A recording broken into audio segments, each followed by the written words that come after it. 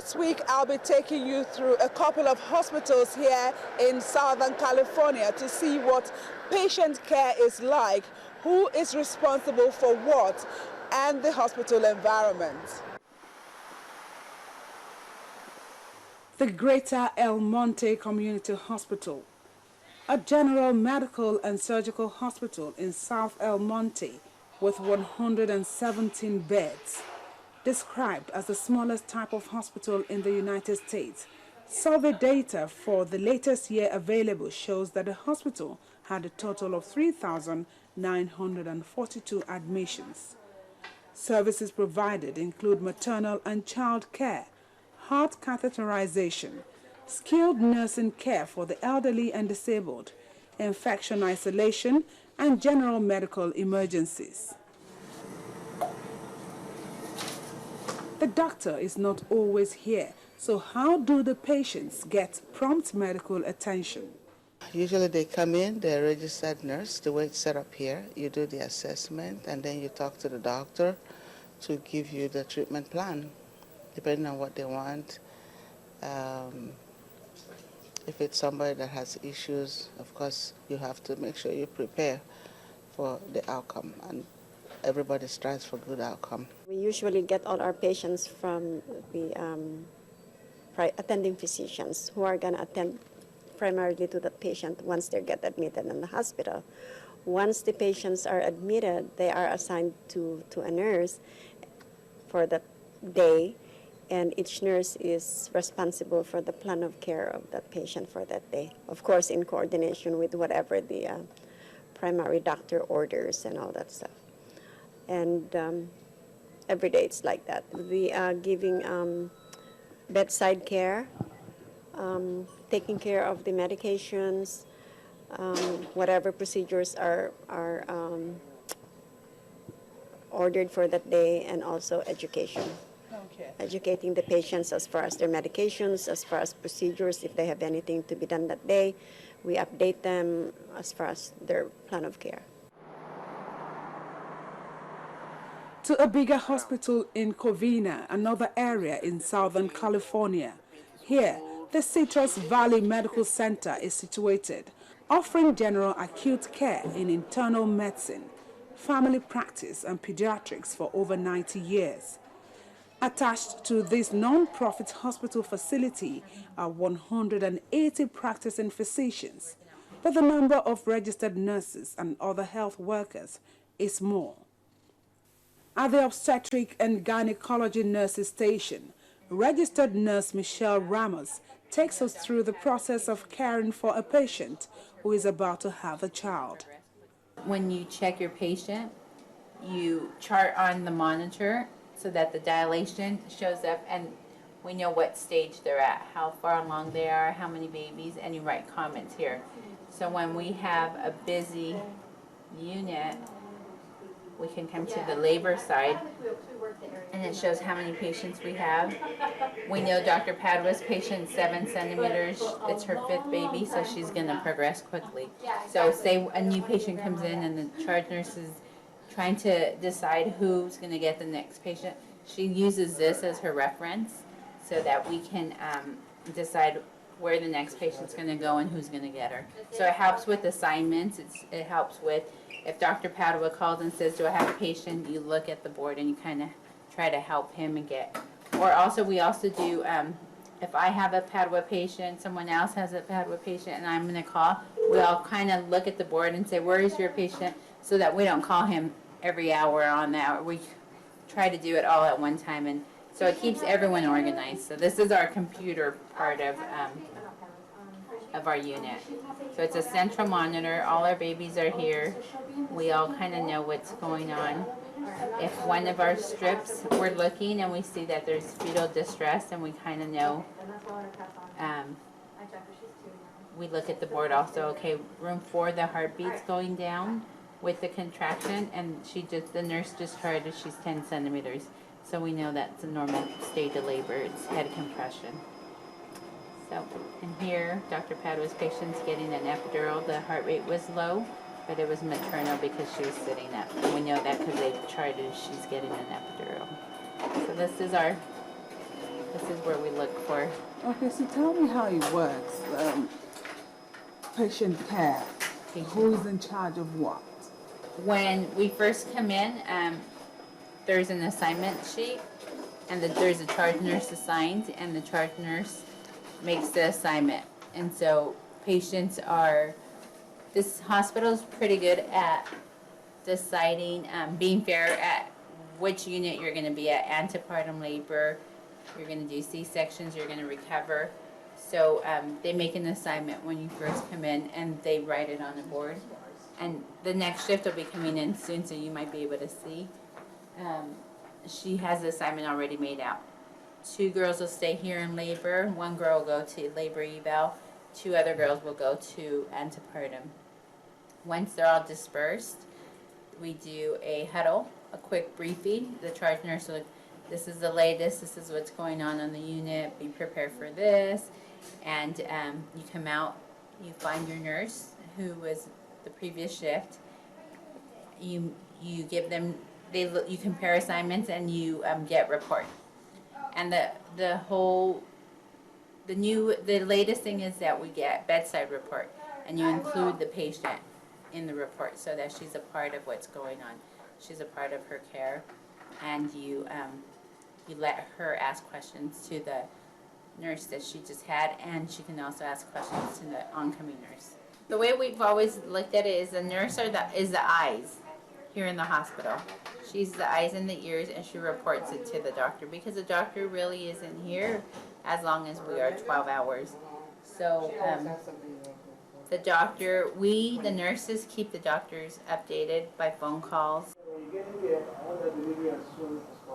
Infection control is top priority, and so the theater and other areas of the hospital must remain clean for the safety and health of all.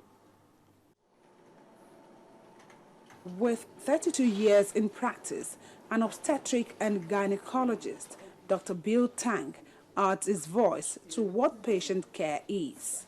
It's a teamwork, and baby is being monitored centrally, so the charge nurse will see, also put an eye on all the patients on the floor. We have patient in labor evaluation. The nurse will evaluate if the patient is to be admitted for labor or not, or they will be sent home, or what other condition, other medical condition they need to be evaluated. They will evaluate and call the doctor. And if they have to be admitted to the antepartum unit, which is, pre-delivery unit for medical condition or preterm labor, they will be over there managed by the nurse. And after delivery, they go upstairs to be, recover. In Nigeria, for instance, there is this issue about who owns the patient, owning in court, between the doctor, the nurses, the pharmacist. Well, there's no such thing as who own the patient here. We all be involved. So if something to the patient, we all work together. Nobody owns the patient, but the one in charge is the doctor. So it's not owning, it's just in charge of the situation. So a patient owns themselves here. That's the big difference, because patient is the boss. They can decide what to do. They have birth plan, and they can say what they want to do. And although we had to agree with it, but they are the one in charge. Okay, do you guys go on strike here? Did we go on strike? I would tell you, we cannot go on strike by law because we took the oath to take care of patients. So we cannot be on strike. But there's no history that doctors go on strike in this country. But there are ways to say, we stop, taking care of non-emergency patients. That's why in 1975, there was the example that they walk out for 2 days. They only take care of emergency cases. But they don't go on strike. We are not allowed. Doctors are not permitted by law to go on strike. If you have any grounds or grievances, how do you solve this? Well, I guess you have to go to your association, your medical association. They're supposed to represent us, but the political power is too strong, and I don't think the representation is too good. They always look at the patient side, not the physician side. And so, what happened to your graph? We just take it. So how many days ago? Just like payment. They keep cutting our payment. We don't have no say. Yeah, but doctors seem to be well paid in the United States. If that's what you think we're well paid in the United States, then that's what you think. So I don't know what well paid is. So compared to many other countries, I don't think we are the well paid group. Because they don't have to pay malpractice as high as we have.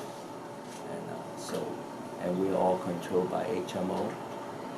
And so our base pays is, our payment is almost like the one that is Medi-Cal in California, or Medicaid payment, which is almost like the standard. As the doctors interact with nurses and other health workers on patient care through the computer, the healthcare delivery team seems well connected. A Nigerian-born doctor with 35 years' experience in medical practice in the U.S., Dr. Julius Padua, tells Health News that although no law forbids individuals from establishing hospitals in the United States, almost all the hospitals are run by corporations and religious organizations. He has a few advice on how to improve Nigeria's healthcare system. First of all, let's talk about the amount of money that the country spends for healthcare. The United Nations recommends every country to spend at least up to about 15% of their budget on healthcare. Almost every developed nation does that. Nigeria used to spend about 1 or 2%. Lately, they've probably gone up to about 3 to 4%. But they're still far from that 15%. That's number one problem. The second thing is that Nigeria needs to develop some healthcare standards. A whole lot of health institutions are operating all over the country without any monitoring. Nobody knows what they are doing. People dying, nobody knows why. So the government needs to be actively involved in supervising healthcare institutions. And then what I said about hospitals, not necessarily being owned by individuals, but owned by corporations who have the financial muscle, to operate them. There has to be a guideline. If you are going to build a hospital, this is what the minimum standard that it should be all across the country. Not one individual waking up at night and then converting his bedroom or his living room into a hospital and start admitting patients. I mean, that's really a no-no. And of course, the physicians have to be trained adequately. Right now, the Nigerian government is now sending the residents for 1 year training abroad, which is very good. At least let them see how things are done correctly. Yeah. So if they institute any part or all of these things that I've mentioned, I think we will be a long way to having a decent healthcare system. Effective and efficient hospital that is centered on patient care is achievable anywhere in the world. It will only take commitment and the political will. That's how we wrap up Health News for this week. Thank you so much for joining us. From Southern California in the United States of America, I am Yomi Otaigwe. Thanking you for watching.